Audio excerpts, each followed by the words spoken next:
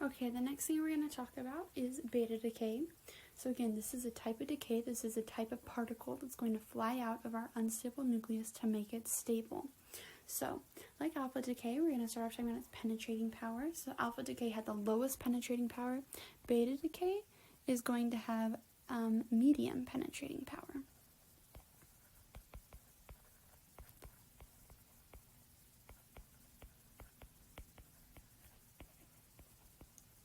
So beta decay, like we said with alpha decay, like if we had some sheets of paper and an alpha particle tried to go through it, it couldn't. But with beta decay, if a beta particle tries to go through, it can.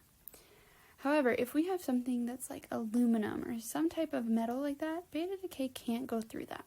So it's able to go through some things, but it can't go through everything. So beta decay, also, it is losing a beta particle. So like alpha decay is losing an alpha particle, beta decay is losing a beta particle.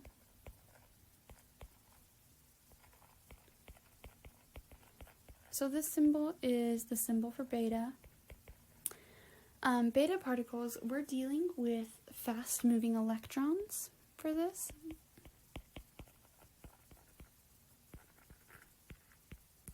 So, just think for a second, if we're dealing with fast-moving electrons, then what charge do you think our beta particle has? So hopefully you're able to think about electron, that's negative, right? So beta particles are actually going to have a -1 charge.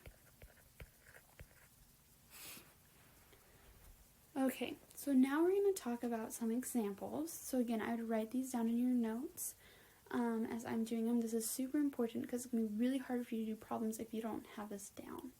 So we're going to start off with this element, okay, 14, 6 C. So remember, 14 is our mass, 6 is our number of protons, or our atomic number, and it's going to undergo beta decay. We show that with the arrow, that it's going to undergo a chemical process. And so for our beta particle, what it looks like is this. A 0 and a -1, right? Because it's going to have a -1 charge, and beta. Also in problems, you can write it like this.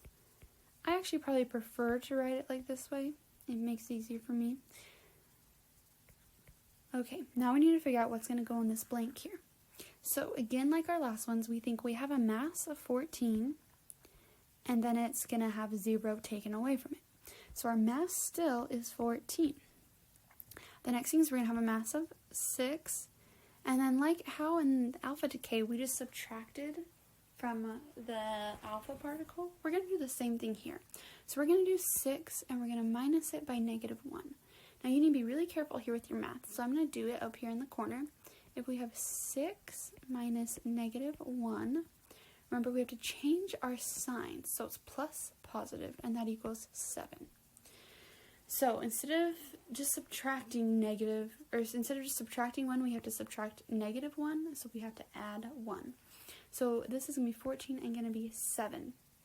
So again, to figure out what our element is, we scroll up, we look at our periodic table, we find 7 on our periodic table. That's going to be right here by nitrogen, or by carbon. It's going to be nitrogen, it's going to be N, and so we write N in here. Alright, I'm going to do one more for you guys, so follow along, especially if you're still lost. We're going to have 87, 37, so remember 87 is our mass, 37 is our number of protons, and we have Rb, and it's going to undergo beta decay. So I would pause the video right now, finish writing it down, try to figure out this problem yourself. Okay, I'm going to keep moving on, but make sure you pause it and try to do it yourself and then unpause it. So we're going to do 87 minus 0, okay, and we're going to get 87, and then we're going to do 37 minus -1. So remember again, if we have 37 minus a -1, plus positive, and that's going to be 38. So 38 total. So we're going to scroll up to our periodic table. We're going to find 38.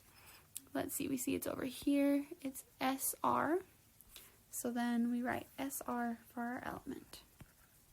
So that's how you do beta decay things. You're going to have to do this on your worksheet and on your test, so make sure this makes sense to you. And please let me know if you guys have any